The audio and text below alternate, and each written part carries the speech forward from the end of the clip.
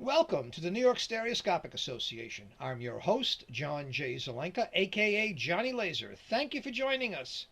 We're here to share our love of this immersive art form, to see through the eyes of those with cameras that see the way people do. We'll open with a video from Joe Bruchard, one of the original members of Blue Oyster Cult. You may have heard of them. Don't fear the Reaper, more cowbell.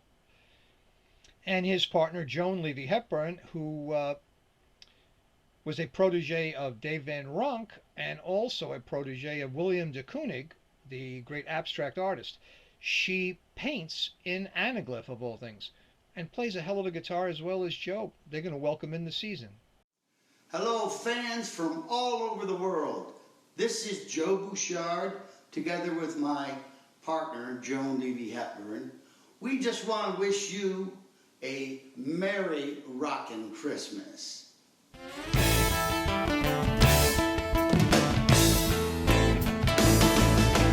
Run, run, Rudolph, Santa's gotta make it to town. Santa, make him hurry, tell him he can take the freeway down. Run, run, Rudolph, 'cause I'm reeling like a merry-go-round. Said Santa to a boy child, what have you been longing for? All I want for Christmas is a rock and roll electric guitar. Then away went Rudolph, whizzing like a shooting star. Run, run, Rudolph, Santa's gotta make it to town. Santa, make him hurry, tell him he can take the freeway down. Run, run, Rudolph, I'm reeling like a merry-go-round. Come on, everybody! Run, run, Rudolph, run, run, Rudolph, run, run, Rudolph, run, run, Rudolph, run, run, Rudolph, run, run, Rudolph, run, run, Rudolph, run, run, Rudolph. You gotta run!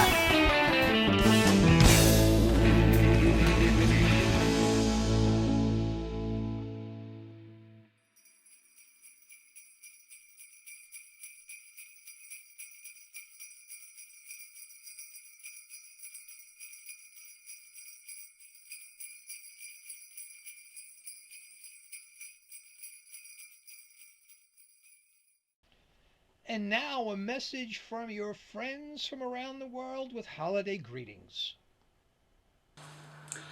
This is Oktay Akdeniz from Turkey, wishing to the entire 3D community and to all people around the world peace, love, joy and prosperity. I hope the positive developments next year will wipe out the traces of the current year's events. Having learned the value and the meaning of personal, face-to-face interactions during these hard times, I hope all humans will be able to embrace each other again and aim for peace, love, joy, equality, and respect. Thank you. Hello everyone, my name is Denis Pellerin. I'm from the London Stereoscopic Archive, and I wanted to wish you all a Merry Christmas and a joyful end of the year and a very happy New Year 2021. This year has been quite strange, but thanks to the NYSA and John and his friends, the spirit of stereoscopy has been kept alive, and we have found new ways of communicating and sharing our passion, which is amazing, really. Maybe we reached out more than we would have done had there not been a pandemic this year. Well, hopefully next year will be better. We're still in the tunnel, but at least there is a flickering light at the end of the tunnel, so we see the end of the tunnel, maybe for another 6 months or so, we will still have Zoom meetings and Zoom talks. But I mean, it's amazing in a way because we found a way to solve the problem, to keep in touch and keep sharing our passion for stereoscopic 3D. And so thank you, everybody. It was nice to be part of this adventure, and hopefully we'll meet again very soon in the flesh, or if not, we'll meet again on Zoom. And Yeah, I would like to say that we actually followed in the footsteps of the NYSA when we organized our celebration of 3D event. And even if I'm not supposed to tell you, I think there will be another one next year in February. So keep in touch and we'll let you know when this happens. Well, everyone, very Merry Christmas, very Happy New Year 2021. Wishing you all well, to stay safe and in good health and carry on with stereoscopic 3D, carry on taking photos and enjoying 3D. Thank you. Bye-bye. Well, hello there. Happy holidays, everyone. This is David And Clara. and Molly. And we just want to wish everybody happy holidays, happy Hanukkah. Stay safe, wear your Merry- mask, Merry wash Christmas. your hands. Yep. And we're just blessings to everyone. We feel so blessed to be here. We're just staying safe at home, and we're glad we can be with you virtually at this time of the year. And we're staying in. Yeah. So It looks like we're out, but we're in. We're in the house. And we just want to tell everybody else this time will pass. Things will get better. And life will go back to normal. Yep. Or it'll be better than before. Yep. And we have a lot to look forward to. So keep your sunny side up. and have a happy New Year for 2001 coming. And Happy Hanukkah. we'll see you at the next Zoom meeting. Happy Kwanzaa. Merry Christmas. Happy New Year. Bye-bye. Bye-bye. Bye. Happy 3D. That's all, folks. Hey, John Z. This is John Jarrett at American Paper Optics in Memphis, Tennessee. I want to wish everybody at the New York Stereoscopic Society a fantastic and wonderful Christmas. And I hope you have a happy, that's happy in 3D, 2021. You guys are doing great stuff. Keep it going. And now, live from the Plaxel Gallery in Brooklyn, New York. A little bit about Jonathan. He's a New York City-based visual artist and curator. He practices a variety of media and is characterized by brightly colored geometric abstractions and simple minimalist symbology that evokes language and universal ancient design. And we're going to see, well, we could probably see him in the corner, and he's going to explain these images. So basically what you're doing is you're taking kind of a virtual still tour of Plaxel Gallery through Jonathan's narration, and this is the scary part, through Carlton's Bright's mind. So all of that together should be a very interesting journey. Thank you out there, Carlton, by the way. This is the edge of light. This is the you can go begin right now, Jonathan. I'll shut up. No, that's totally fine. So yeah, I just want to thank everyone for having me. I'm familiar with the Stereoscopic Association's work and been a fan of the kind of things you guys have done for a long time. I'm just going to kind of go through a bunch of these different images, probably about 30 seconds for each one to kind of talk.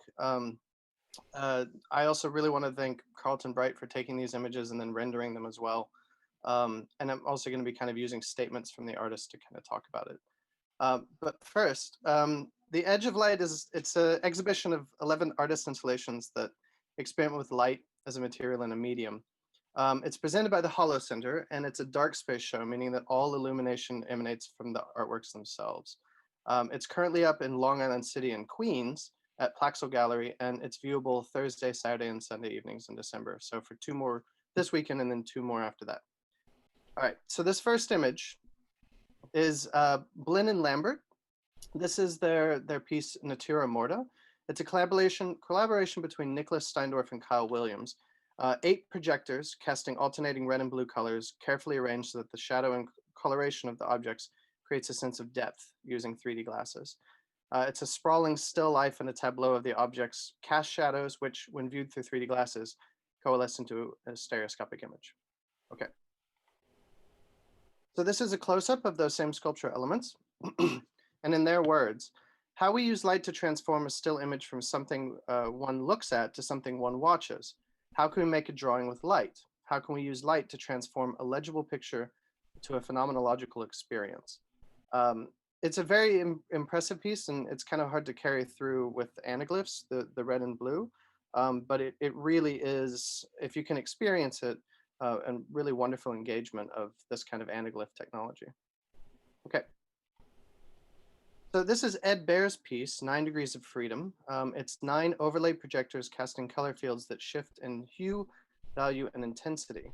The colors use additive light to create white, and essentially it is a really wonderful and distorting optical effect on the viewer. So you can get a sense of this large white kind of stroboscopic image, but when you stand in it and like especially start to see the shadows, you can really get a sense of all the different colors that are making it up. In his words, the in-person experience of 9 Degrees of Freedom is unphotographable and transformed completely by videography. Artifacts of the projection technology create scrolling bars, raster tearing, and other frame rate, beat, frequency effects that reveal the specifics of the camera technology that is normally hidden by the ubiquity. I find it particularly interesting too, because anyone who's familiar with DLP technology and the kind of rainbow effect that you get off of those projectors will definitely see that as an inspiration for this work. Okay. This is Forest Fire by Emma Hendry. It's a grove of 5 neon light trees that dominates the first gallery. It's each of the pieces at the top, the glowing parts are neon. And then there's also acrylic plastic that is used to kind of reflect and multiply that imagery. In Emma's words, large-scale wildfires have been increasing more and more throughout the world, and most recently the American West. The human life lost and health complications due to the fires currently happening in California, Colorado, and the Pacific Northwest is a tragedy in its own right. It highlights the gravity and interconnectedness of many contemporary issues. Indigenous Americans had ways of managing their local ecosystems using high-intensity fires, but this practice has largely been abandoned in favor of combating wildfires, which uses an exploitation of the prison population, many of whom are sick or in quarantine due to the COVID-19 pandemic. Okay. This is a really surprising and subtle piece by Evan Vogel called Parallax. It uses a single LED and a hemisphere embedded with glass to create a circle of light with a nimbus of diffracted color that looks like a circular rainbow. And more interesting than that, each individual experiences a different rainbow because of the retroreflective qualities of the glass itself. In Vogel's words, although glass has always been my primary medium, this inquiry has led me to work with glass in new ways, to control and distort light in an attempt to create new kinds of visual experiences. Since everything we see is constructed from light, light is undoubtedly the most effective tool in manipulating perception, and glass is one of the best tools to do so. It's also really, it's pretty amazing. You can also take the flashlight from your cell phone and shine it on the rug, which is below this piece, and actually create your own version of this kind of diffracted circle rainbow, which is really, really impressive and one of the most talked about pieces in the show. Does he let people, how do you know to do that? So that actually brings up a good point and a way to mention that we have an audio guide that goes along with the work too. So rather than having placards that people can read in this dark space, people can listen to their cell phones and hear the artist actually speak about the work. And in there you get kind of the clue. I guess it's kind of an Easter egg, even though it's not really meant to be. That's excellent. This work is titled Borderlands by Jess Holtz. It's an installation with video of the artist's skin being examined under the scanning electron microscope, which has then been colorized and digitally manipulated. And then this video is projected through laser cut Fresnel lenses at different angles and basically have different ways of approaching the work as a viewer. In Jess's words, in this work, I am interested in exploring the boundaries of sensory systems, human touch, my soft skin, juxtaposed with the alien rigid exoskeleton of the insect eye. The compound eyes of insects are my inspiration for the laser cut Fresnel lenses, hung in layer after layer, each new layer distorting and magnifying the last. I personally very much love this piece, and it was used for most of our promotion. It's really startling how much it's able to accomplish simply using the lights of the projection and the lenses. It's really, really stunning, especially in person. So this is technically two pieces, or actually three. So the one I was just speaking about is in the center. That's Jess Holtz's work. And in the foreground is work by Rita Jimenez, which I'll talk about in a second. But in the back, on the wall, is a piece by Kamari Carter and Julian Day, titled Blissfield. Essentially, it's text hung on the wall that reads, "It's not hotels," with the vowels. In their words, the triangle-bound phrase quotes a sign from a recent protest in Blissfield, a forgotten neighborhood within Long Island City and near the gallery, which is in which long-term residents oppose the erection of a third homeless shelter. In which residents oppose the erection of a third homeless hotel branded as a short-term shelter. New York City is an ongoing case study in gentrification as wealth and property coalesce against shifting racial, ethnic, and cultural boundaries. There's also an adjacent video, which you can kind of see in this image too, that explains a lot of the thinking behind this highly conceptual piece. This piece is Zaman by Nushin Rastami. It's an installation of sculpture elements and kinetic sculpture that draw together light and shadows. It uses rotating reflective surfaces to cast light from two LEDs onto the wall behind. The work inherits a long history of Lumia light art, but this piece grew from the emotional reflection and meditation in her process, combined with an aesthetic intent to explore space and composition. And in her words, Zaman is a light drawing, an abstract narrative of passage of time as dynamic cosmic scenery. The installation invites you to look far into the distance and imagine an extraterrestrial landscape where the horizontal line is like calm waters and the sky is a time lapse of rotating elements of outer space. This is a really beautiful piece. It's a kinetic work that involves these rotating reflective surfaces and really engages the qualities of each of those. Now, if you visit, I guess you could just walk around it. Is there a way, is there anything blocking you from doing that? There's not anything particularly blocking. I think the general feeling of the piece kind of dissuades people from engaging too closely with this because of the rotating elements.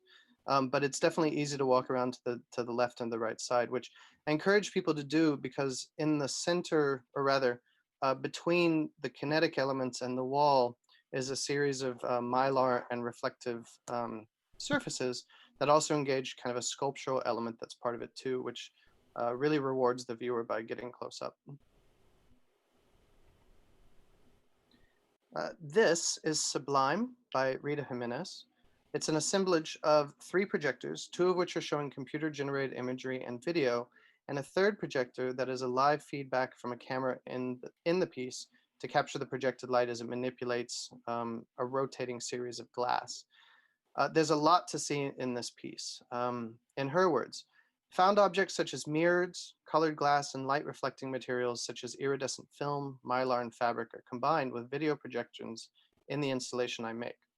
Each setup is based on the idea of the ultimate feeling, the main concept behind the sublime. However, the aim behind my concept is to redefine what the sublime is, to explore a personal, more feminine sublime, a moment that draws inspiration from ethereal and ineffable experiences like dreams, déjà vu, and childhood memories. And this is definitely a piece where people are definitely found to get close up and really inspect all of the multitude of elements that are part of these pieces on the different 8 pedestals. Now, with all the social distancing, how do you manage people coming in? I think you mentioned to me that you have by appointment. How does that work? Well, that's a good question. So we only have, unfortunately, timed entry tickets, which pretty severely limits the number of people who can actually see the show. But we attempted to kind of get a sense of what the maximum number of people could be in the space based on CDC recommendations, but then also even limiting that a little bit more to make sure that everyone could feel that they could have a full 6 feet of distance inside. There's quite a bit of ventilation in the space too, but these are scary times, and we really wanted to prioritize people's safety more than anything else. I guess you compensate for that by being open longer. How do you manage that? So we're open for 4 hours each opening night, Thursday, Saturday, and Sunday. And I think really more than anything else, the biggest form of kind of expansion of the work is in the documentation, and then also doing virtual visits and things like that, like what I'm doing right now, essentially. Once the show closes at the end of December, there's going to be a virtual version of it put online where everyone can kind of experience it themselves. And another thing, like I mentioned with the the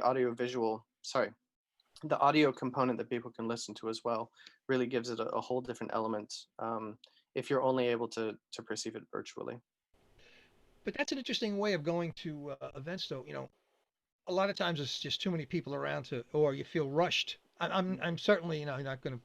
I realize how difficult that is on the artist because there's fewer people seeing it, but you could really appreciate it at that point. There's not a lot of people wandering. You know, you're not in there talking or distracting. You have time in there yourself to really appreciate the piece of art. So there's the other side of that too. You know. Absolutely. And Yeah, I mean, it's New York City. When you go to an opening in New York on opening night, it's, you know, in pre-pandemic times, it's just a party. And it's yeah, not you can hardly get to the wine. You're right. It's by the time you get there, it's empty. So I agree with you. That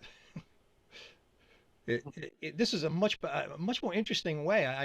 I wonder how this is going to evolve because this is beautiful. So this last piece is a work called Ancient Voices by Shohei Karayama. It's a series of 10 large wall-mounted panels and a small sculpture that's part of it as well. The image is painted with strontium aluminate pigment, which absorbs ultraviolet energy over time and then releases it into a darkened space. So it has a glow-in-the-dark quality, but the unique nature of this pigment is significantly stronger and longer lasting. It's a very quiet piece, but to reinforce this, this is the only work that also has an audio element, an ambient soundtrack of surge glacier currents captured via GoPro and then played within the space as well. In Karayama's words, Ancient Voices depicts the slow decay of the echoes of the past, forming relationships between the blue bioluminescence of an atoll jellyfish and the cerulean glaciers in the northern hemisphere. The phosphorescent pigment, strontium aluminate, has a half-life of 20 years, which coincides with the timeline when climate change is expected to wreak havoc on ecological systems. It's very much inspired by Arctic bio and geological systems. And Ancient Voices induces a visceral sensation of the sublime, ego loss, and unity. Just, Yeah. No, keep continuing. I'll ask question when you're done. Yeah, so I just kind of wanted to conclude. This is the last piece I'm talking about, but I was super lucky to be asked to curate this show by Martina and the Hollow Center. And it's one of the primary things that I was hoping to do in curating it was to find a real diversity of methods and techniques and light sources. But once the piece was up, I was able to start seeing a lot more of the thematic context and content that really connects the individual works. And it's really a wonderful thing to be able to see an entire show of light art like this.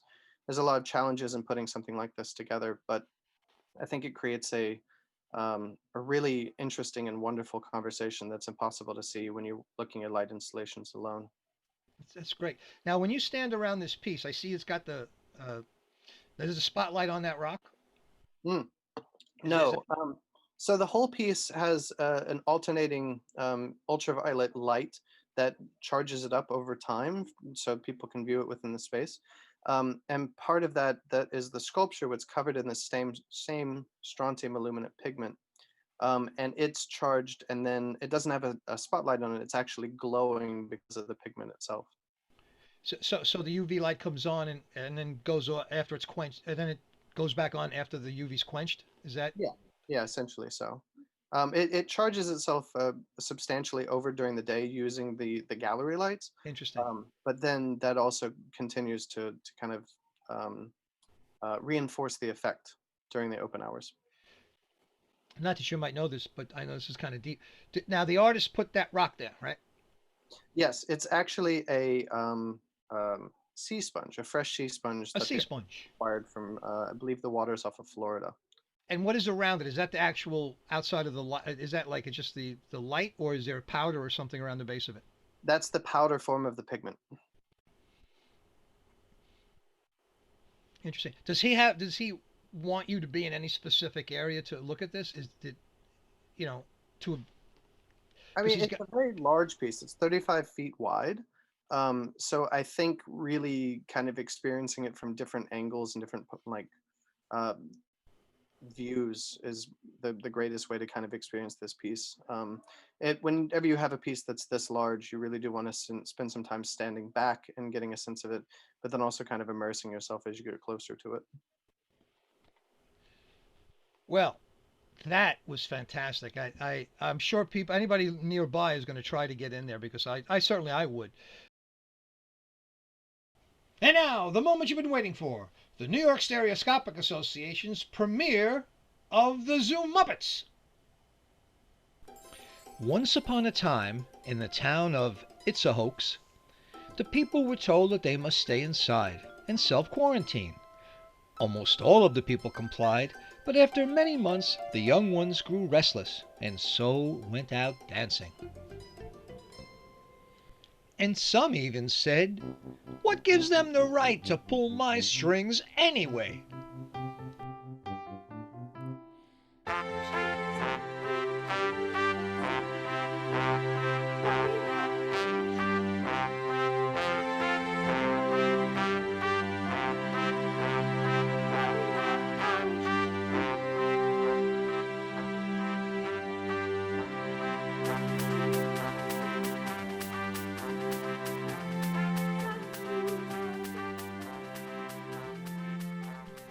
And it seemed like the old ones had forgotten what it was like to be young.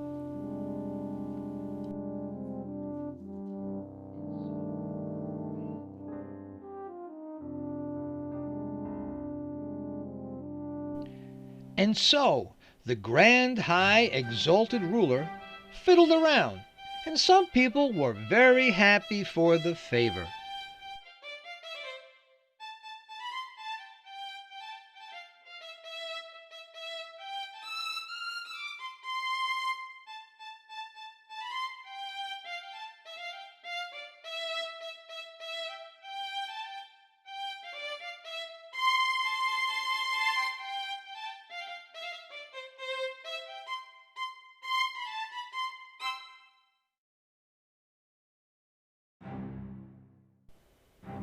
And even the ones most at risk were growing tired of the restrictions. And what harm could a little dancing do anyway?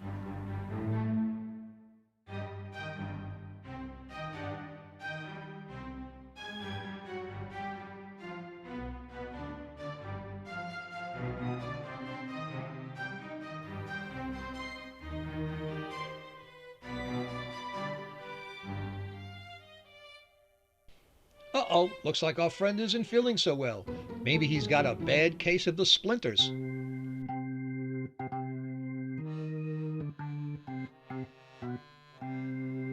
Well, I hope his medical insurance is paid up, or he might end up being deductible.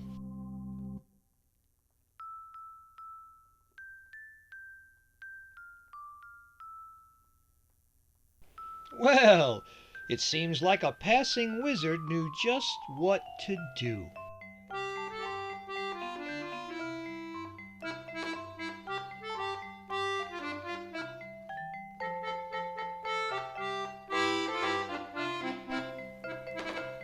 Well, I always like a happy ending. And it just goes to show you, sometimes the simplest things can save you, even if your head is made of wood.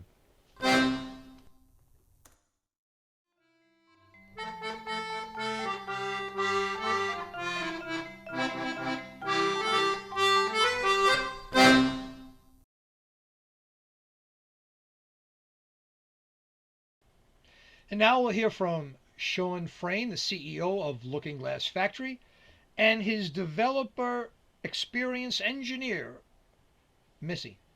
Brilliant people. You're going to like this. I know a bunch of y'all, but not, the whole 97 or 98 folks on the call. My name's Sean FRAYNE, and I'm co-founder and CEO of a Brooklyn-based company in Greenpoint called Looking Glass Factory. We're about 35 folks, and I'm joined here today by Missy. Missy, do you want to intro yourself real quick before we dive in? Hi everyone, thank you for having me. I'm the developer experience engineer at Looking Glass Factory, and I like to bring 3D to people, so I think that's it. Cool. Yeah, so I'm gonna go through a real quick history, like a 1-minute history of what we've been doing. A bunch of folks who are in the NYSA have seen me and Missy and other folks from the team at the events showing our like capture rails and different versions of our prototypes for the last, I don't know, 3 or 4 years through the whole journey. We announced something about a week ago that in a lot of ways is the culmination of the journey that we've had as a company for 6 years, and then that I've been chasing since I was a little kid, of achieving a, well, the dream of the hologram, not through holographic techniques, it's not an interference pattern captured on glass slides, but the dream of a hologram being 3-dimensional information produced by a field of light that a group of people can see and see different perspectives of, as John was getting at. So I'll go through some history, show you what we announced a week ago for those of you who haven't seen it, talk a little bit about how it's done. I'm gonna hand it over to Missy, who's been doing most of the experiments going from portrait photos, which have depth, into holographic light field imagery for the Looking Glass portrait. If you search for depth photos online, you'll come up with all of the guides and whatnot that Missy has put together over the last couple years. And then hope for some questions. So we started very modestly. This is a prototype from, I don't know, 3 or 4 or 5 years ago. And this is a bunch of spinning LEDs. We wanted to, again, have a way that folks could see different genuinely three-dimensional perspectives of something, even if it was really low resolution. In this case, is a bunch of spinning LEDs that are flashing furiously, and that's a guy wearing a hat. We moved on from there to the next step, which was reaching towards holographic video. That's me in there waving, if you can't tell. And in this case, we were we're scattering light off of a bunch of little cracks in this crystal and streaming that from some sort of 3-dimensional camera. Has a sort of World's Fair circa 1950s video phone vibe to it. We got a little bit better a year or two later, and we showed some versions of this at the NYSA a few years ago. And this is sort of just a more advanced version of what you just saw. And that's me on the left side, and then Alex, one of the co-founders of the company, in that big volume. In these cases, this was light, again, that was scattered off of a physical medium. We've taken a big step over the last couple years with a technology called the Looking Glass. And about a week ago, we announced the 2nd generation of it that's going to go beyond something that just developers can use, and hopefully is something that everyone who's on this call, no matter what skill level, no programming needed, anyone who has 3D deep in their heart, a love of 3D deep in their heart, will be able to make some magic with. Well, here's the history, as I was saying. So I'm just going to show a quick video of that, about 2 minutes long. Brace yourselves.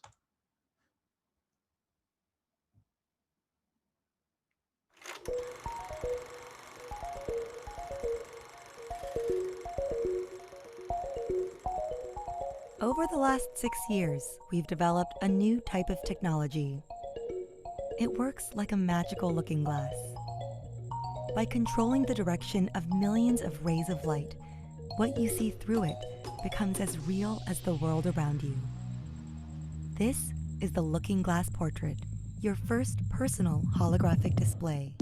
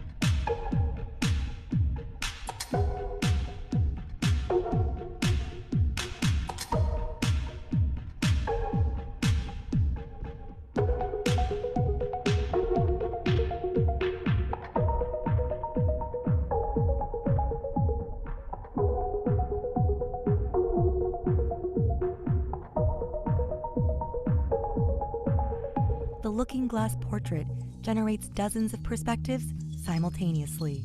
This results in a three-dimensional hologram that floats out of the display, viewable by multiple people. No headsets required. I'm Sean FRAYNE, and I'm part of the team that created the world's first holographic display back in 2018. And it's all been leading up to this. This is a memory machine, and it's a tool for holographic exploration, and it's a new canvas for 3D creators, all wrapped into one device. This is the Looking Glass Portrait, and it's your first personal holographic display.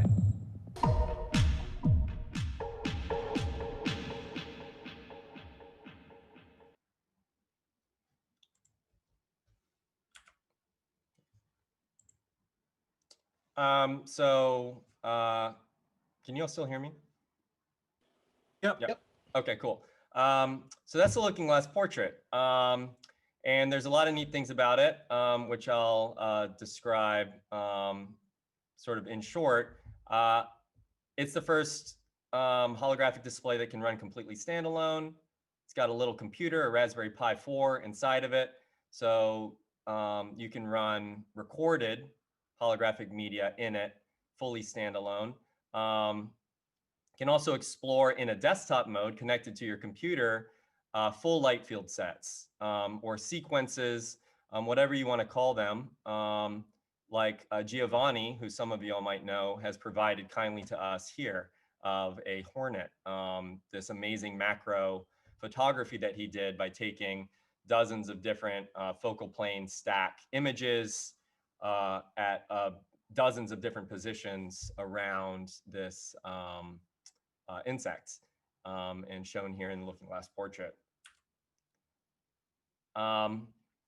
We've tried to make this as easy as possible to use, and that includes a lot of enhancements specifically for the stereo community, specifically around side-by-side stereo and panning videos, which I know some of y'all use Rails, or Ikuo, I think, has done some shots actually putting a camera on a moving train and capturing a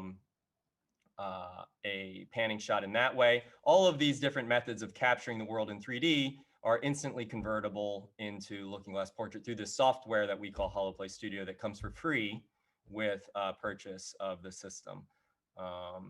And I'll say as well, for folks who have a first generation Looking Glass, this stuff is going to work for you too. So you don't feel that you have to necessarily get this new one to benefit from some of these advances. This new system has some bells and whistles, though, that go beyond that. So in addition to the standalone functionality, it's really light. So the three-dimensional information is no longer trapped in a refractive, a high refractive index of refraction block, as the first generation Looking Glass dev kits did. We've updated the optics and software so that we can pump out between 45 to 100 different perspectives of a three-dimensional scene. And this means stuff that's further off of focal plane is smoother. And that's really important, I know, for a lot of the lenticular artists who are on this call, who might want to see their work digitized or take new captures and pulled into a platform like this. It's also, you can see this on the site if you go to look.glass/portrait, and that'll take you to where we're taking pre-orders for these. It's under $300. We're actually running a holiday special for a few more days there for anyone interested. So now I'm going to hand it off to Missy, and I'll just control the slides here. Hi, everyone again. Like I said before, I'm the developer experience engineer. So part of my really cool job is to make sure people have the best experience with our software and making holographic 3D amazingness. So I'm going to start with sharing with you all how easy it is to take something like an iPhone portrait photo.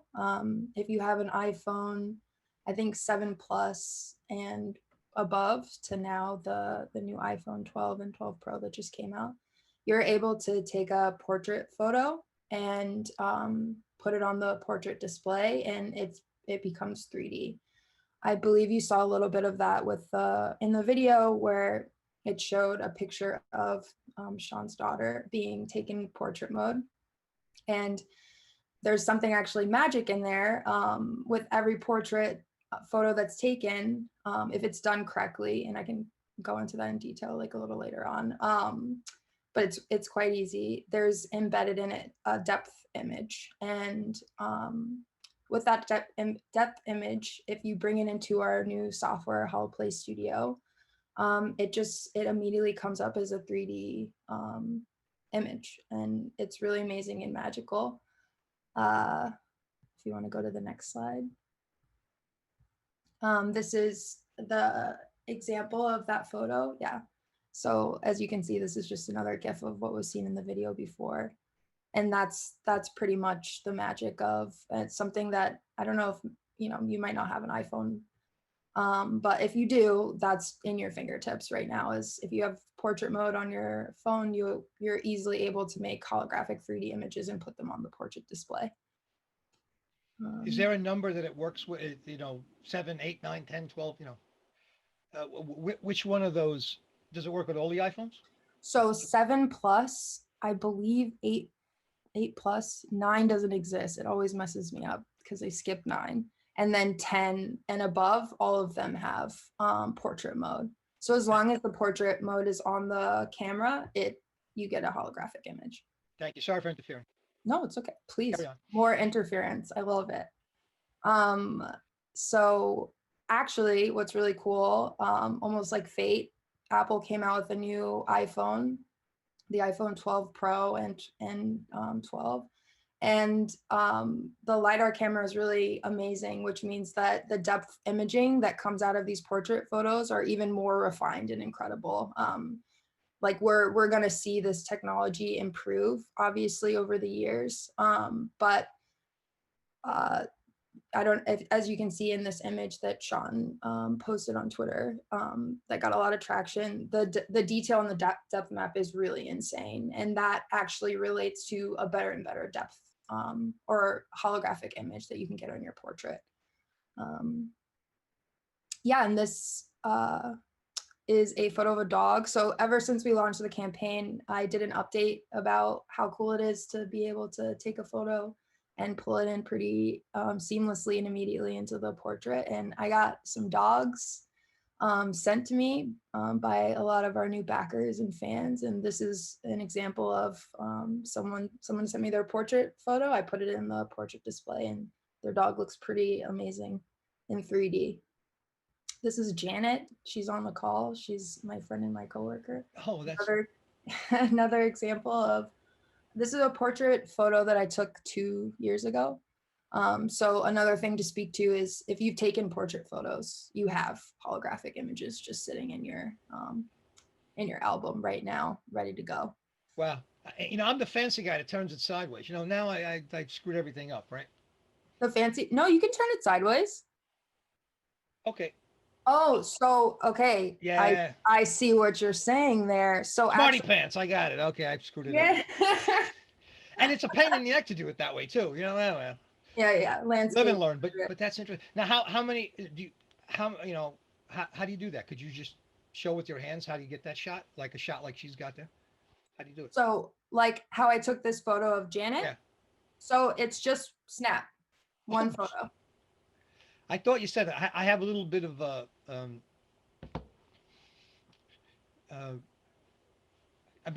it is so difficult to yeah, you're nodding because you're in that world, so you're already wrapped around it.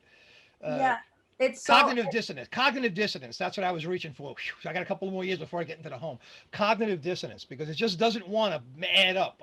But thank you. No. I think that's a really good question, and I want to just like pause on that really quickly, because I think especially here and for people that take series of images for light fields or stereo pairs, it's like hard to conceive that like just one view leads to something so 3D. But I promise you, it's real. Like I'll take a photo of my nieces, or I'll be sent a photo, just one snap of my nieces, and it's basically the depth map almost replaces the side by side a little bit. So if it's easier to think of it like that. That's the great. depth That was map great, Missy. That was great. That was a great analogy. No, that was a great analogy, man. yeah, so instead of it being side by side, the depth map is inside of the image, and you need those both to be able to create this 3D image. But fortunately, it's just you don't have to do anything extra to get the depth map. It's there. It's embedded. It's already embedded in that JPEG. You don't have to know what a depth map is.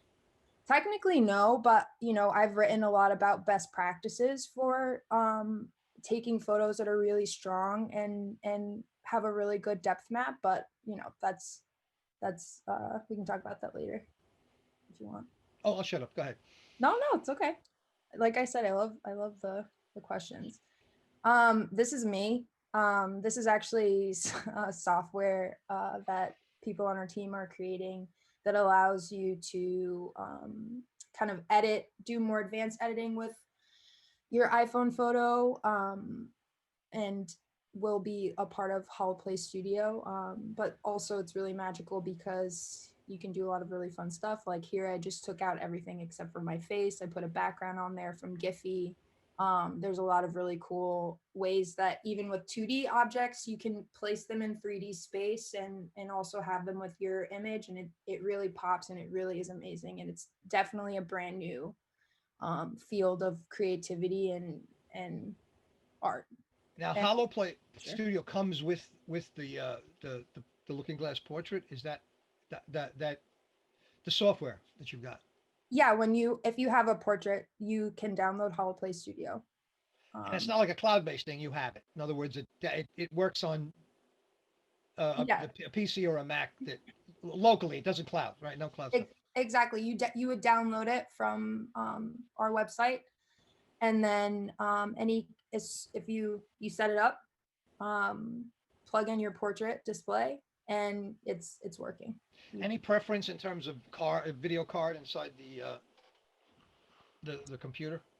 You Like, mean graphics card? Yeah, a graphics card. Any preference to that, or does it matter? Sean, what do you have any? It's pretty lightweight compared to everything else we've done before.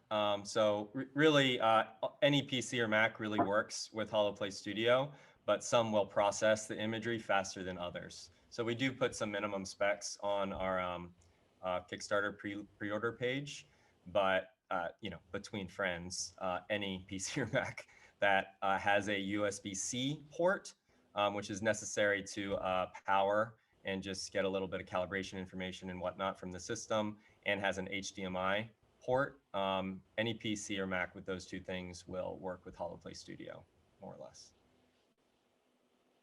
Yeah, and just a side note, my mom doesn't know this, but I got her one for Christmas, and She might be the 104th person we have in here. I don't know, but yeah, but hey, Dave, if you see her mother in it, throw her out.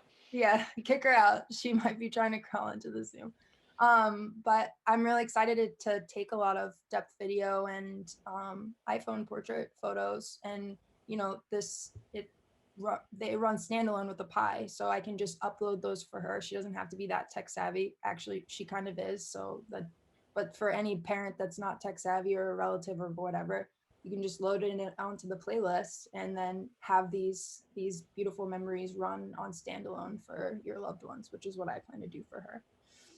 Yeah, it's powerful. That's got major mojo. I mean, just are there? How about medical applications? Has any? Because I would imagine, just for people having memory problems, that's a powerful tool, man. It's a powerful tool. Oh, that's really interesting. You're saying for people that might be forgetting anything, it'd be cool for them to be able to have a more spatial trigger for their memory through these things. I haven't thought of that personally, but I think that's a wonderful idea. Yeah, that's because you ain't close to the end, pal. I'm hedging my bets. So no, very, very, very interesting. Wow. Again, I'll be quiet. I mean, folks have been writing in about what you just brought up, John, and we hadn't thought about it too much before this launch, but it's clearly something that's on a lot of folks' minds. So we're going to be digging into that a little bit more over the coming months. I'm going to cover just one other quick thing, and then both Missy and I can field questions. So one other thing I wanted to mention is, again, folks who are used to doing rail shots, panning shots, for lenticular photographs or whatnot, will be very familiar with kind of the setup I think you see here. The difference is with the Looking Glass Portrait and software, with it, you can dynamically update the parallax, how depthy something is, what you want to zoom in on and whatnot. If anyone knows this, the Esper machine from the original Blade Runner, where Harrison Ford is like, up, left, right, zoom, enhance. That's what you can do with captures that you take from a simple panning shot. We were joking the other day in the team that a hologram, in the way that we're talking about holograms sort of in the general purpose, sort of general population sense here, holograms are really just a movie that is played back in space and time instead of just in time. So we can, our software can kind of trade the panning shot movie, which is captured in time, with displaying all of those different perspectives simultaneously in space, just to lay out something extremely nerdy. Captures like this have the benefit of capturing things like refraction through a magnifying lens, as you can see over Nikki from the team's eyes here, and basically everything that exists in the real world. So you can have perfect fidelity capture and reproduction and display, sort of the dream ever since the Renaissance of being able to perfectly capture the world and then display it, can be done dynamically and digitally through this new platform. And here's me. Again, I hope you all get to see these in person soon. Normally we would have you all over to the office in Brooklyn, but that ain't happening for a while. But I assure you, everything you're seeing in this video is completely real. There's no editing done whatsoever. This is completely legit and shot with a normal camera. It's kind of the high level overview. And again, you can find out more on our website, look.glass, and that'll show you the pre-order page and additional technical details and whatnot.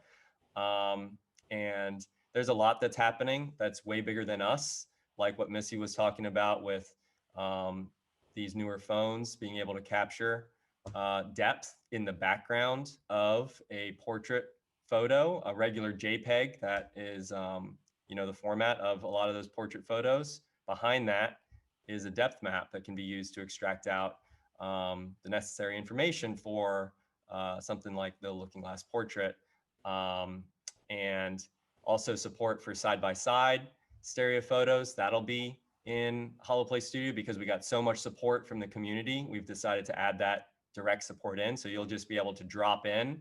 This is an update that'll come middle of next year, a software update, but for free. You'll just be able to drop in a side-by-side stereo photo, and bada bing, bada boom, you've got the multitude of different views calculated out from that stereo pair necessary for Looking Glass Portrait. So that's all we got. How about a how does it work with the iPad? The new iPad, the super fancy one, the 15, 12, whatever it is.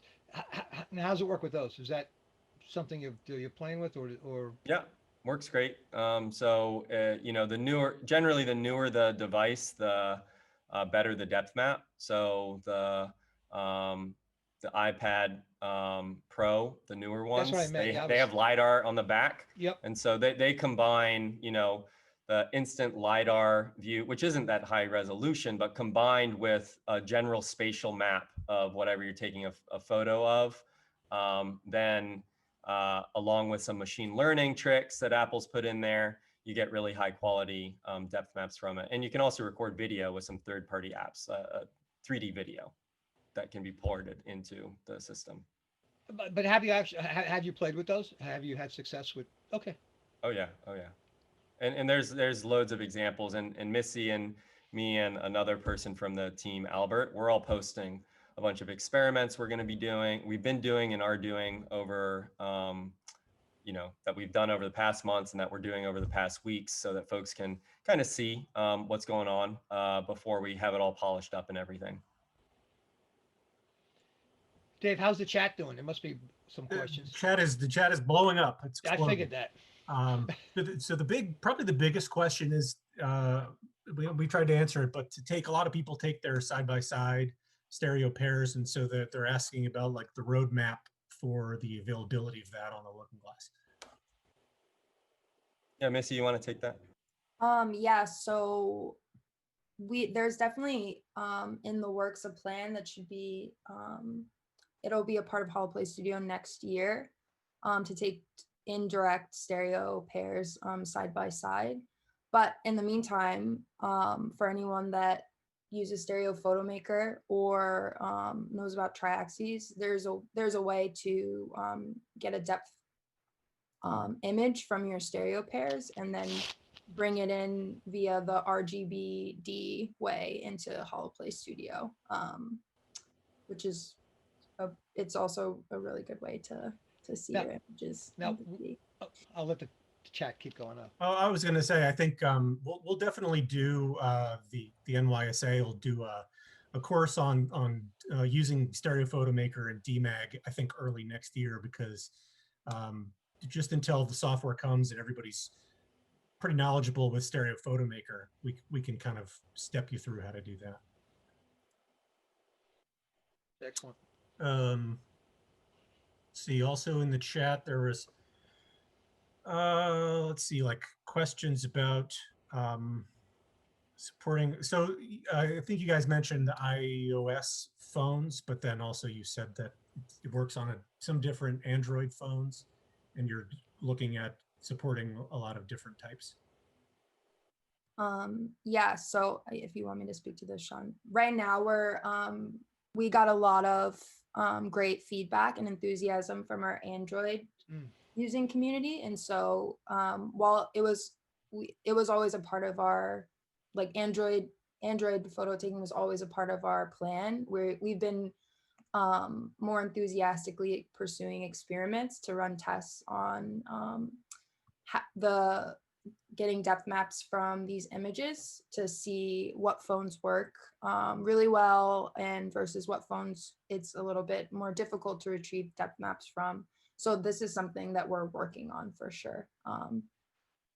For any Android people out there, we didn't forget about you.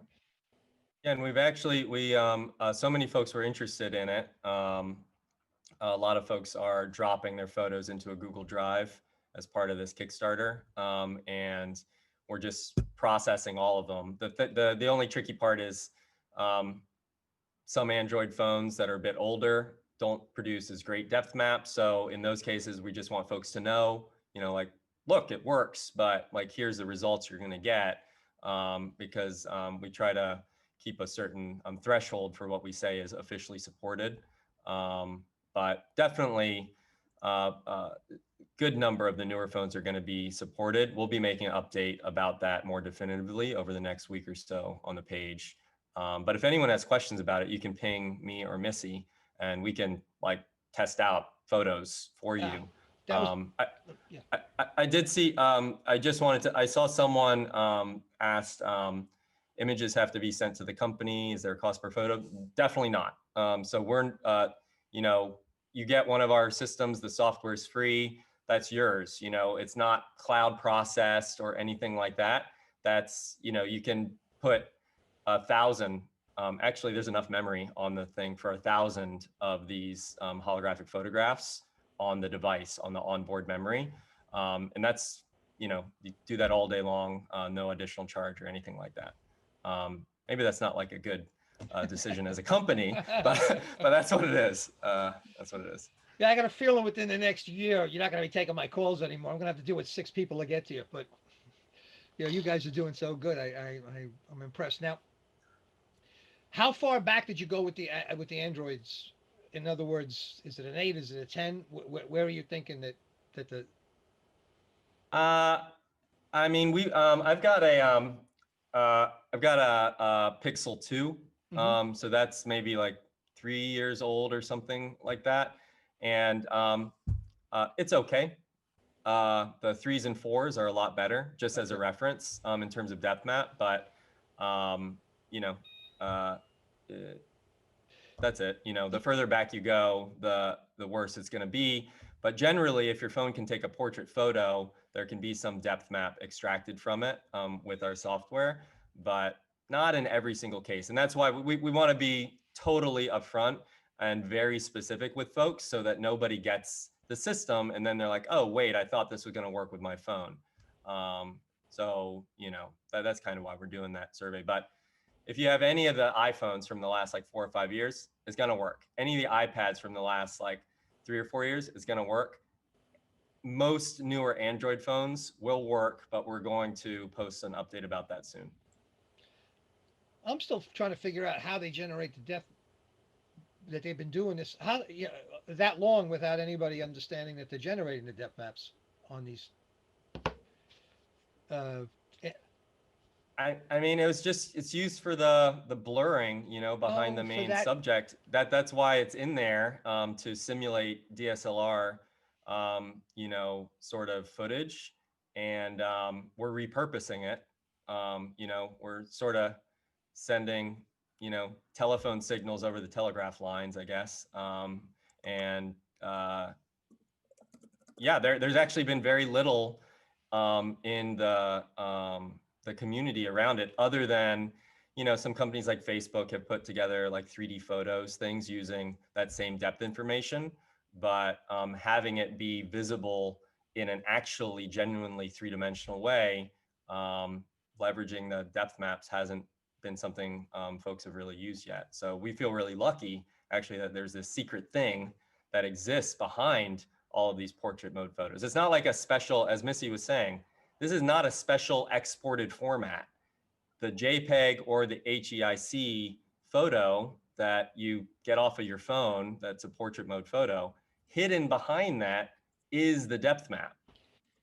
Was that, now how did you find, now is that in the JPEG specification? Is that written? It's got to be written somewhere, right?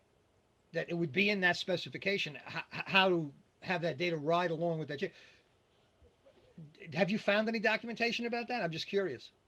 That, you know, the standard when it came up, how was something? I don't know about the JPEG. The HEIC is the HEIC is kind of a video. I mean, it looks like a photo. There's actually, you know, like between 5 to 10 video like frames of a video. It's kind of how they treat it. But I don't know where they decided in the JPEG specification to do this. Do you know, Missy? I've never thought about that, actually.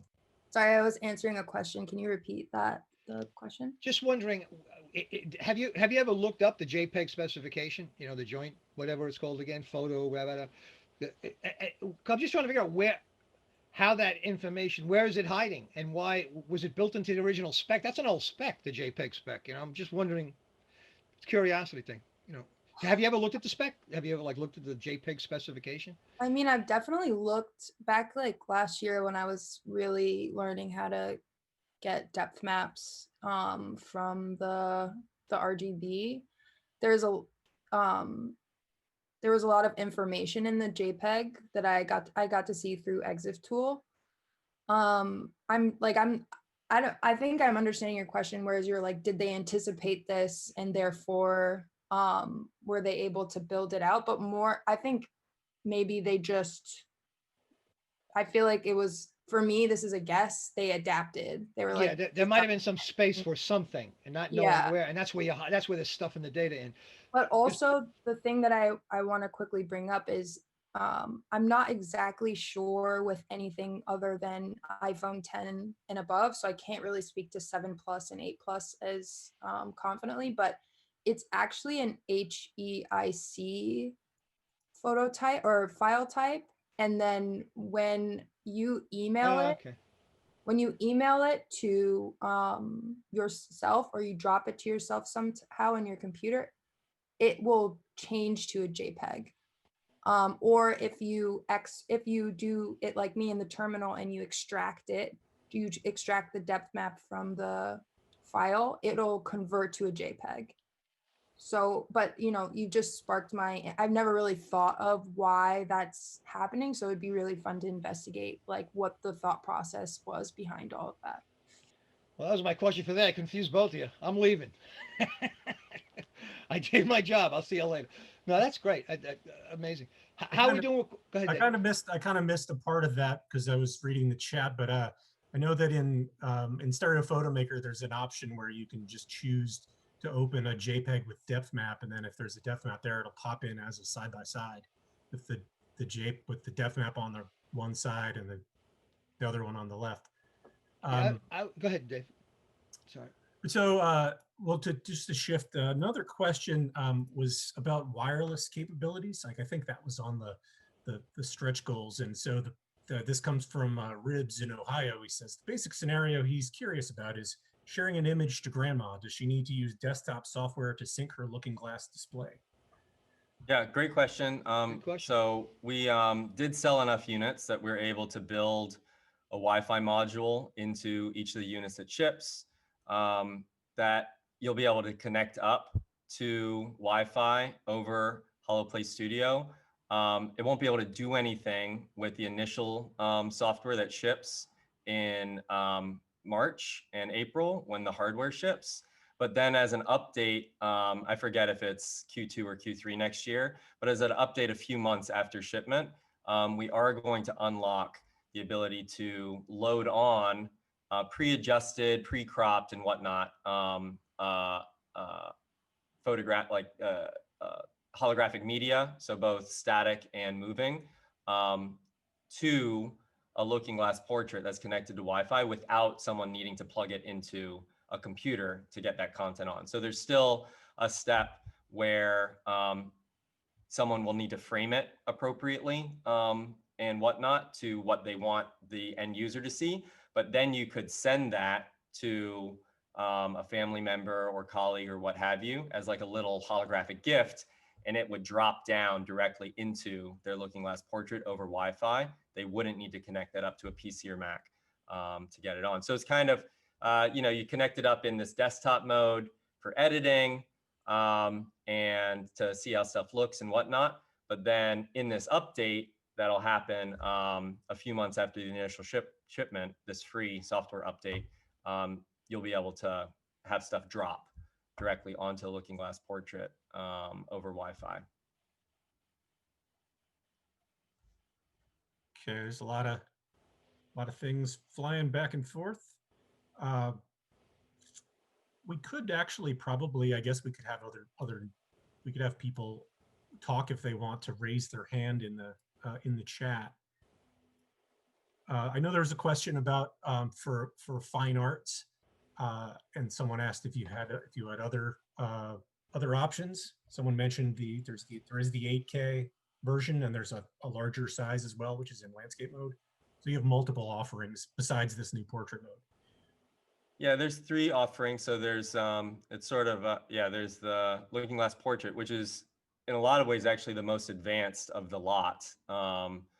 I don't know if we've said this publicly, but it's like the carrier of the 2nd generation of Looking Glass, and this is the first one that we've developed and released.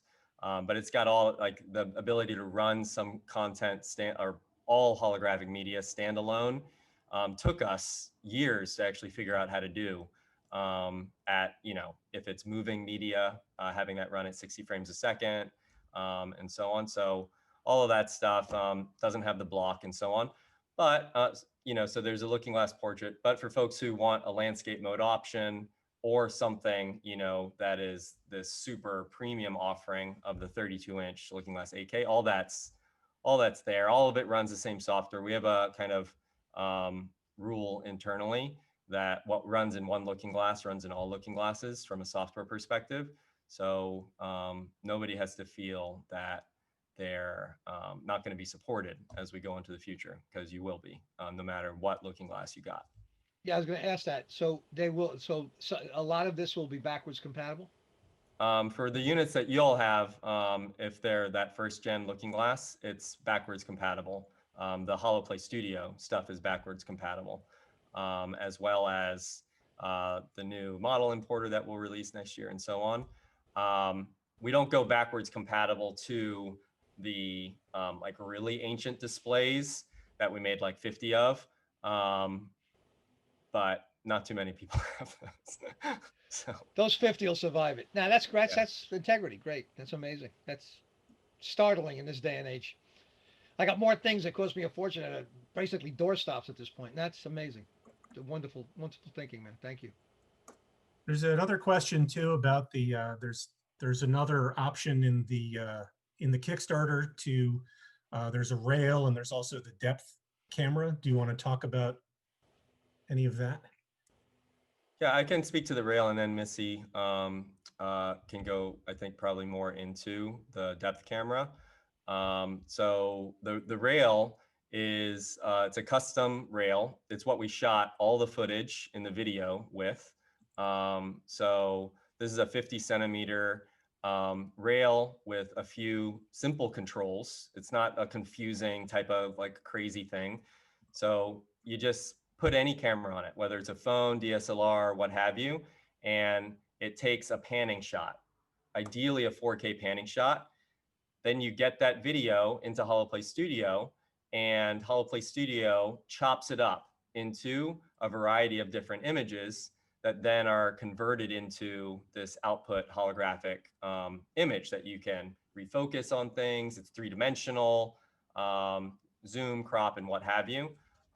There's also, if for folks who want to like get crazy with it, you can plug in to the rail and to your camera a USB cable and control it over a computer. So we've tried to make it super simple, where it's just like go. Get a video, get it onto my computer and into my looking glass as a hologram. That's what we think 90% of folks will use. But we've opened up a lot of the software. I shouldn't say it in that way. We've enabled folks to be able to have software that they build for hackers and whatnot that want to do that on their PC or Mac, so they can control the rail. So let's say you wanted to set up a little micro business of capturing people, and you want to do 100 of these things a day. Then this will support you doing it without you having to buy new equipment, just with an extra USB cable. And then that capture bundle. So that's how you get the highest resolution, highest fidelity captures of the real world. It's one step beyond what you can get with a single photograph, portrait photo, although those are amazing as well. I don't want to say they're not, but if you want to get like refraction and stuff through a magnifying lens, a depth photo won't do that. You need to have a full panning shot. And so that's like what Giovanni, it's sort of what Giovanni did, separate steps, but that's what a lot of the shots in the video where like I'm holding a magnifying glass or what have you, that's how those were captured. And then it also comes with a video camera for messages. Missy? Yeah, so the Azure Connect cameras, I think what the person who was asking the question meant to ask about, which is Microsoft's, I would say, newest release of the Connect depth sensing camera, but it also comes with a RGB camera that can take 4K quality video footage, so which is really great. And yeah, I can go into the technicals where the depth that's being captured is a little different from the depth that you're seeing with the iPhone image, which is a 0 to 1 black to white sort of scale, whereas the depth capture for the Azure Connect is hue encoded. So I really like it because it's like it's a rainbow and it's really beautiful. And I actually like just seeing the video footage, even outside of it being 3D, just as it's captured. And it's really amazing. You can record yourself using HoloPlay Studio, send messages of recordings to loved ones or other enthusiasts or friends or people in your community. So we have that as a part of HoloPlay Studio. And then also there are just a lot of other pipelines to create captures using the Azure Connect into the portrait display. I like to use Depth Kit, even though you have to subscribe. But for people that are filmmakers, I would say, and use Adobe Premiere or After Effects, and this is a part of their craft or their practice. It's really phenomenal. The control and the stuff that you can do using the Azure Connect camera and making them into holograms.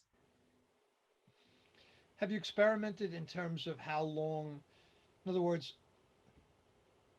is there any, have you come up with any data about how long you can watch something in it? In other words, if it's a video, how would people, watching a movie seems like a lot, that would seem like a lot of time wrapped up as well. That would be an extreme is what I'm getting at. Have you played around with it enough to know, what you, or what is your gut feeling on how long a video segment is like mentally sustainable? I don't think we've like really pushed that limit in terms of like film or in that sort of genre or space. I've made music videos like 2 minutes. I've made experimental narrative pieces that are about 2 minutes. But we're approaching the age where everything's more bite-sized anyway. Yeah, the dialogue lately is just short. That's why I was trying to see where the extreme would be. But we're pioneers. Yeah, I know. Figure it out. Well, Hornstein, one of our co-founders, he created a short story with a drone light field. I think that was about like 4 minutes. No, that was a decent amount of time, and it wasn't taxing for me at that point. But maybe that isn't also an interesting thing to experiment with, which is like, when do I want to stop watching a holographic movie? Yeah, and we use these things all day long in the team, and it's based on the prior generation technology, which like in a lot of ways. So there's no comfort issue. It's more about how long does someone want to view something holographically on a portrait formatted system. It wasn't designed for long format, like 2-hour movies. Someone could do it, and I think it would be interesting to see what happens there. But I expect to see a lot of ambient stuff, that's showing, like a recording maybe of, folks walking around in Times Square, or a feed even. I bet folks will start to build feeds from one place in the world that then's piped in, like, oh, I want to see what it's like, in Shinjuku. Sure. And like, oh, there it is. There's my feed. And I'm just going to keep that running all day long. No, and because there is a natural thing that shows up, like who knew how long a movie would be? Like that was decided through how long people can watch it. Like if it was, most movies fall within a certain time frame, and that's not by accident. That's because there's like a human content to that. So you kind of that, and that's yet to be. That's the thing about being a pioneer, there, pal. Ted Turner had a line about pioneers. You can always tell the pioneers. They're the ones with the arrows sticking out of their behinds. And I'm sure you've had enough arrows in this several years of development. So. Well, I also wanted to add really quickly, since we brought this up, I think like the cool thing that we're going to see emerge from narrative is using the 3D. I mean, you guys know about this like pretty strongly being in the NYSA, and you know what it means to use 3D, but I'm really excited to see what people are going to do in the narrative space with the portrait system, because who knows if you even need a 2-hour film. Like this can be its own thing, like you said. Something in there, I've laughed with it already. When I use it, I've laughed, out loud, and I guess that's the determination. What makes you cry? What makes you laugh? What is that level of emotion that the thing will, you can squeeze out of it? Which is, I'm very curious myself. It's a wide open area, man. You open so many areas to experiment with. What's going to make you cry when you look in? What's going to make you laugh? What's going to make you think? Thinking's not, well, for most people, well, a lot of people think it is a problem, but no, I'm really curious. You're on a wonderful frontier, man. You're on a. I mean, in the first generation Looking Glass. Sorry, I'm going to say this, Missy. Missy made the first video, like for the first generation Looking Glass, that actually made someone in the audience cry. So got the Snow White sort of moment there, not for animation, but for this new medium. So we'll see, I think, more of that with this new system. Tears of joy, not Yes, well, tears of yeah, not yeah. not tears of eye distress. No, Right, exactly. Good point. Good. Glad you brought that up. Speaking of stress, I don't know if these people know what time it is for you there, pal. I don't think I emphasize you're in Hong Kong. What This is time not is like it? a I don't base. know. Time has flown. I don't know. I don't It's know. all night party. Bing, right answer. I have no idea. But for all I know, you're gonna be sitting in a basement in Brooklyn. But no, it turns out you're not. That is I had to. one question I want to get in here because it's blowing up the chat, and we also have it on our YouTube feed where we have 13 people. We've had 17 people over on YouTube. They're also asking about a landscape mode with the Raspberry Pi involved as maybe a future Kickstarter. They're wondering if that's something you've considered. I mean, we've got tons of stuff going on in the background. But for now, the only thing that is available to folks is for the second generation system is the portrait system. Y'all will be the first to know if that changes. And in the meantime, they could just shoot like any 3D. You maybe just shoot with the best format you can, and then if you need to crop it later on, then you can. Yeah, and you know we made a deliberate choice on this with this system for it to be this 3:4 portrait aspect ratio and orientation, because we saw more and more folks want to show people and characters and get as many pixels that you could on a person's face or a person walking around or a character inside. So this is much more optimal for that than prior generation systems, but you can still put scenery, landscapes, and whatnot in. It will be boxed in, or you can zoom in to a particular part of the scene. That's what I typically like to do. If I have a landscape version of something, then because everything can be dynamic, it's fully digital, in a way that film can't be, then I can like zoom in and like fill up the frame with something and just sort of pan it around and so on. There's a lot of questions about shooting and the number, like the stoppage between the rails and the distance and everything. And I'm not sure how we. Yeah, there's so bizarrely, everything you saw in that sort of introductory video wasn't based on stoppages. It was a smooth running 4K panning shot. And the advantage of driving that into HoloPlay Studio instead of individual frames is then we can select out an arbitrary number of frames. It's almost like we have an infinite reel. So then we can change the amount of parallax on the fly. Someone can have a slider and say, how much depth do I want? Where do I want to focus on? And what have you. And we get great flexibility and quality improvements that way. That being said, for things like what Giovanni was showing with the WASP, if you're doing macro photography of something that can hold still or is inanimate, then of course you can stop the rail and capture that way over the USB connection. That's sort of a more advanced mode, but we've actually had greater success. As you all know, we've taken our sort of 45 shot rail to the NYSA meetings before, and we get superior quality with a smooth running 4K video, just as reference for folks who were at some of those past events.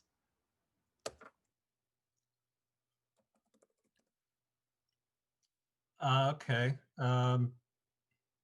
So Rob is very, he's saying the resolution is listed as 2048 by 1536. That has to be divided among the various elements. And he says, what is the actual viewing resolution? Yeah, I'll take this one. I mean, this is always a tricky thing to answer. So we publish, of course, what the input resolution is. And it's chopped up into between typically 45 to 100 different perspectives. But what you perceive is significantly higher than that, whatever, 2.5 million pixels divided by 45 or divided by 100. because of how the pixels are blending, stereosynthesis that you're getting, and so on.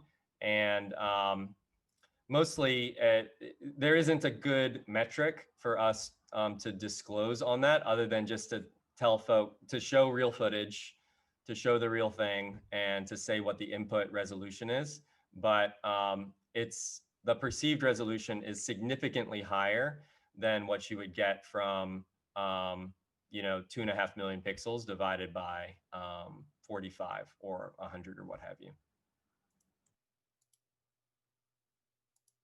Okay, great. Yeah, I'm sorry about that. That's the hard part of understanding light fields, because it's a different way of looking at an image. And I know even the cameras I've seen are 5 megapixels, but really the perceived is completely different. So it's a hard thing to connect with people. You really. I think there'll be definitions around it over the coming years, but this is only the second system like this on the market after the first generation Looking Glass. So there haven't been standards developed around it, or a good way to talk about it universally in that sense. It needs a little jargon. So yeah, that has to be born from the actual. I'm sorry, you can go ahead now, Dave. I cut you off. No, there's some fun questions, like so Eric says, will it support WebXR content running in a browser like Facebook 3D images? Yeah, folks have built in the first generation Looking Glass a bunch of plugins for, someone actually built a plugin directly for when they're browsing Facebook 3D pages and whatnot, or with 3D photos on Facebook, and it showed up in their Looking Glass. So we expect folks in the community to develop some applications like that. And of course, we'll share ones that bubble up to the top of interest and excitement and what have you. So we're not planning to release that integration officially from the company, but we have so many plugins that folks can use to make stuff like that, we're going to see a lot of that. We're going to see a lot of experimental holographic communication. We're going to see a lot of stuff with phones that goes beyond the default things that we're providing. So we're really trying to provide stuff that's easy out of the box, but then have enough headroom for folks to push far beyond that and release new applications and what have you to the community that go beyond what we could build internally in the team. What kind of help do you give developers out there who are working on stuff? Have they access to your code and all that? Where does that? How do you do that? Oh yeah, Missy, you want to take that? How do you develop applications? Yeah. I don't blame you. You're falling asleep. No, I'm kidding. No, I'm actually watching the questions as they come in because a lot of them are super interesting. Got to be more interesting than me. I'm sure of that. No. No, that's good. But in other words, what help do you give developers? Is there do you give them SDK? Well, how do you handle people who are trying to do something with it? Because I don't know where's the boundary line between the stuff you can tell them and you can't, and the help you can give them, and how do you share that help? That's a lot of questions. So no, I mean there are good questions. So this is part of my job. We work really hard to develop tools for our community so that they can use something that they're already used to and be able to develop holograms. We have a plugin for Unity. We have developed a plugin for Unreal that we're working on for the portrait as well. And 3JS, Holoplay Core is our C library. So people have like a lot of ways or avenues into building a hologram, and we have a lot of documentation to support them because it is you have to understand a little bit about how it works and how the views work and how it renders the display in order to be able to do it. But it's not that crazy difficult. If I can do it, you all can do it, I swear. Yeah, that's nice of you. So, but people use a lot of tools. So as the needs come up, we're pretty responsive, and we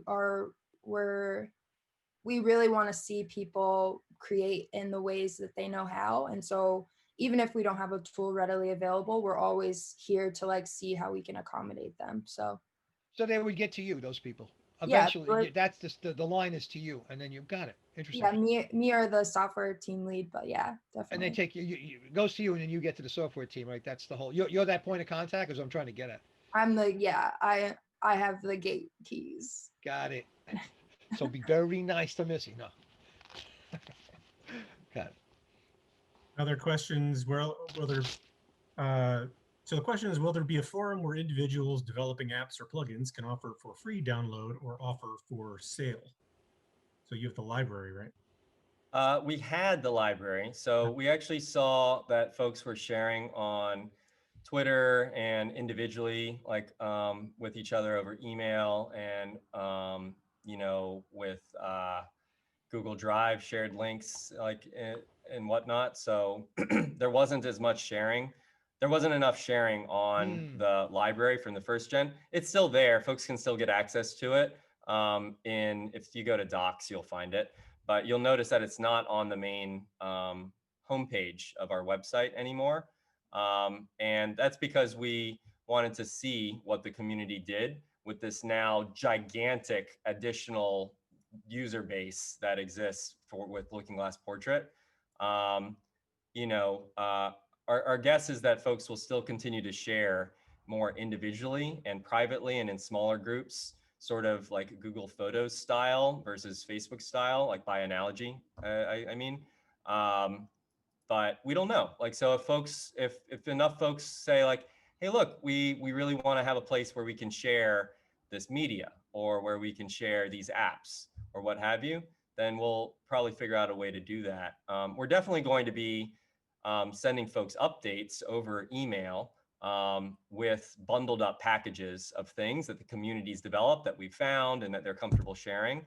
So, let's say someone makes, like 50 3D scans from the Met and pulls those into their Looking Glass Portrait and gets them looking great.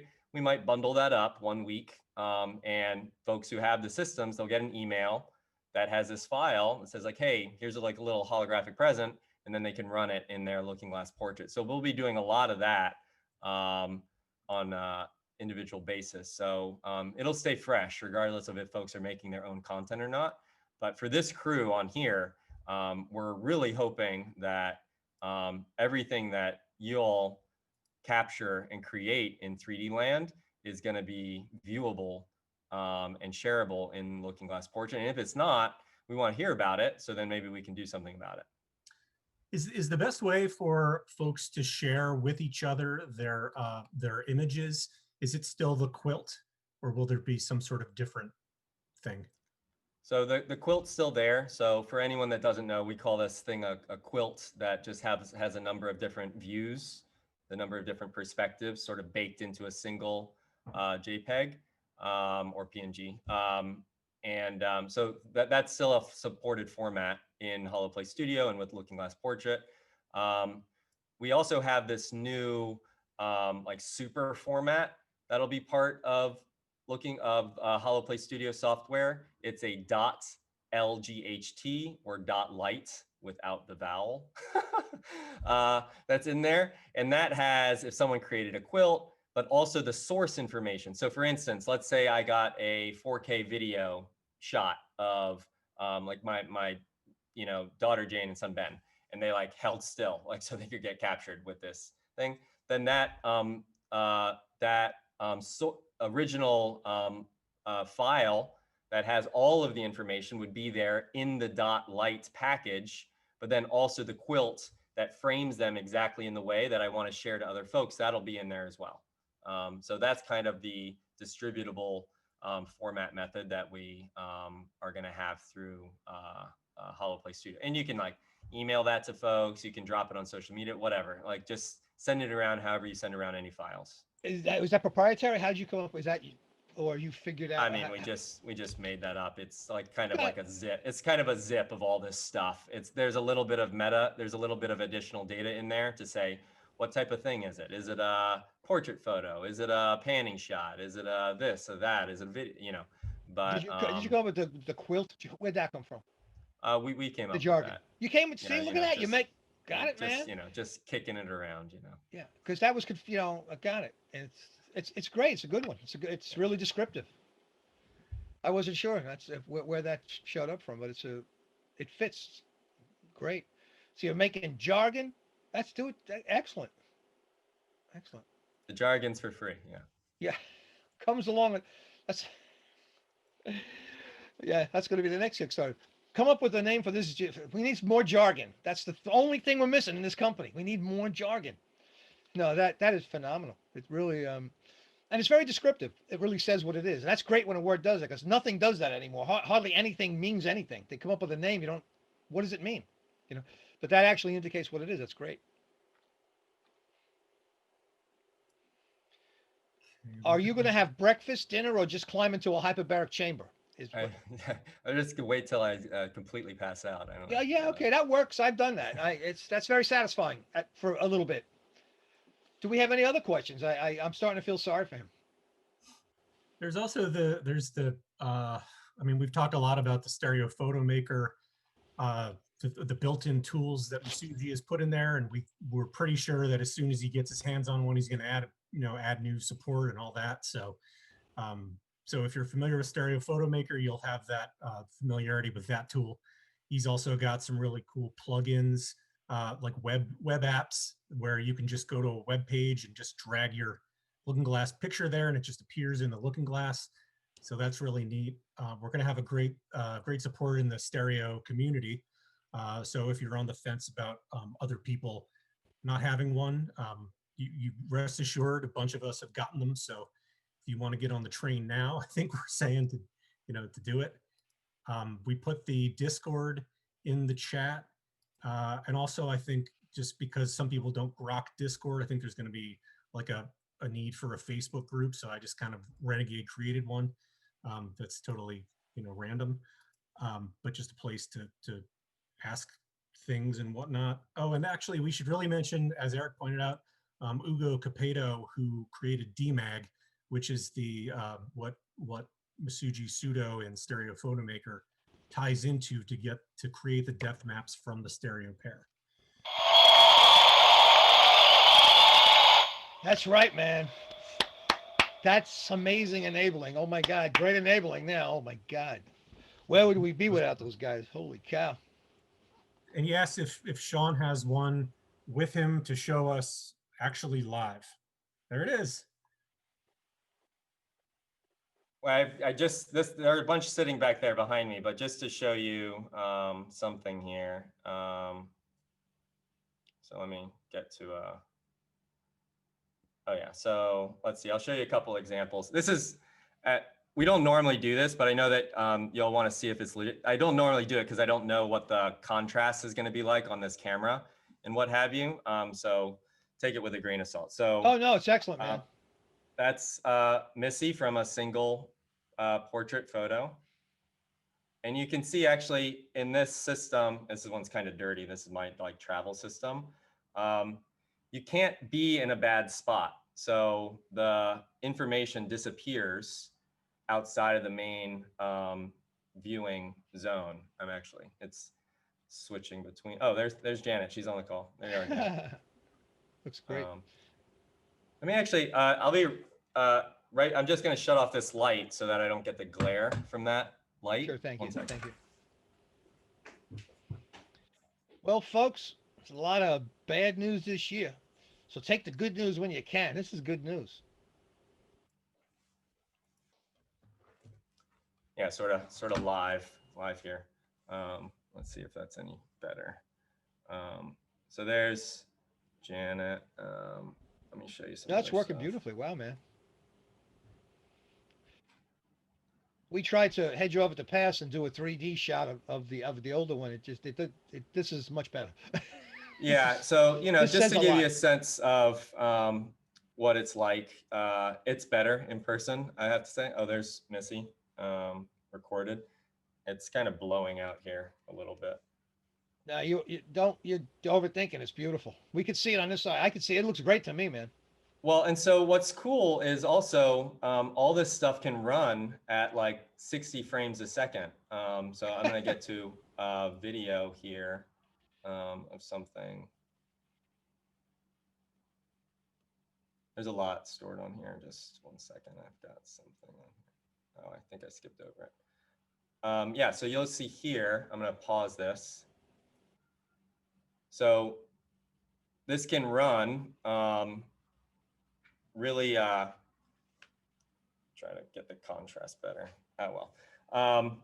You know, so this is floating like, Oh, wow. I don't know, like 2 inches in front of the display, something like that. And I paused it sort of, you know, matrix style so you can just see it. But this is fully animated. I'm just plugged into power. I'm plugged into a single, this is just plugged into power right now, not into a computer. So that's running all completely standalone. And that could be a battery, right, Sean? So. Oh yeah, you can. I've run it off of a battery for like 5 or 6 hours. It's got to be a sort of premium phone or whatnot battery because it takes 3 amps in at 5 volts. But yeah, and a normal USB-C sort of regulation battery would work. I can't see why you can't do this. I don't know if you've tried.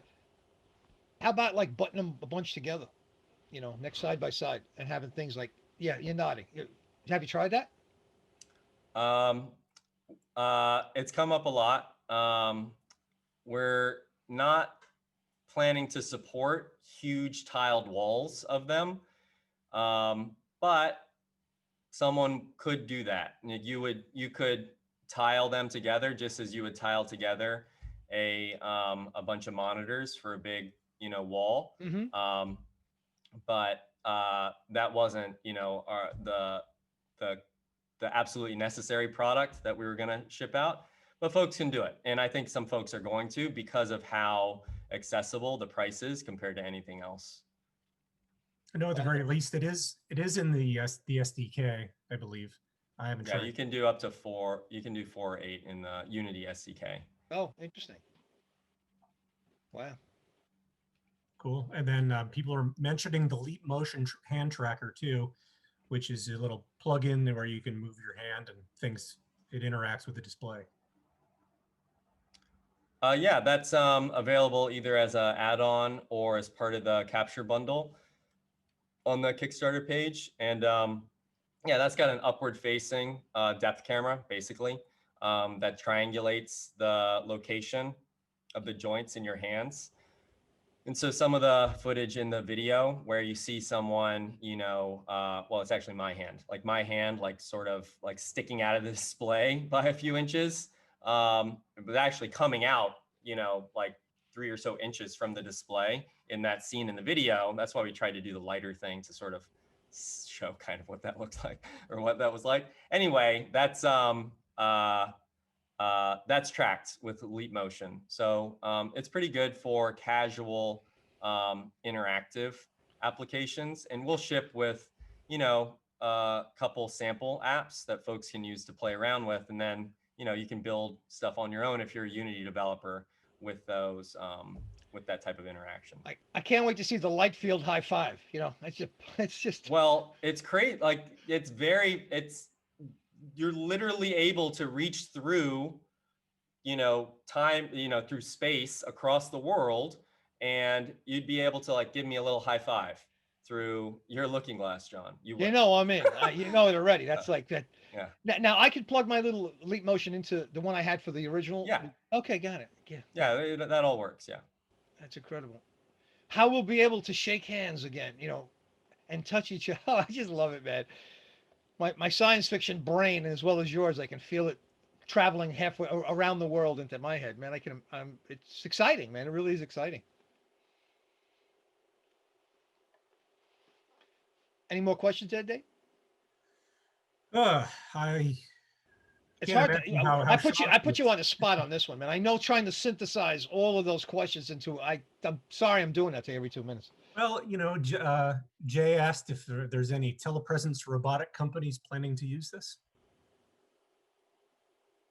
Maybe. I'm not sure yet, but it's only been about a week since we announced it, but I'd be surprised if there aren't, I guess. You know, at the venture of the laser, I bring this up all the time. You know, when the laser was invented, they said, a common phrase, it's a solution without a problem. And it worked out pretty good with lasers, I'm thinking. you know. But that was a solution without a problem. And I felt that from the first time I sat with this. I said, I know this is going to find problems, man. This thing is going to solve problems. It's just I know that breakthrough is going to come. Like I said, get his cell number quick, because eventually we're not going to be able to get in contact with him. He's going to be too busy for us. No, that's phenomenal. And another random question too is, I thought we talked about the Lytro in the past, but do you know if there's any possibility for supporting information from the Lytro cameras? There's been a few folks discussing that on the community Discord over the last few days. And there are some repositories where folks can extract out the depth map from the Lytro photos. But we're not planning to do official support for the Lytro, since it's pretty dated. And the depth maps actually aren't as great as phones from the last 2 or 3 years generally. But if folks really want to nerd out and go onto those forums and extract the depth maps, you can then import those with RGBD sort of pairing into HoloPlay Studio. That would be the best use. I could think of a good use for a Lytro. They're all magnesium. 4th of July, throw it in the fire. That'll be fun. That's a good use of that camera. I got one and I'm thinking of doing it, but yeah, I understand your position on that.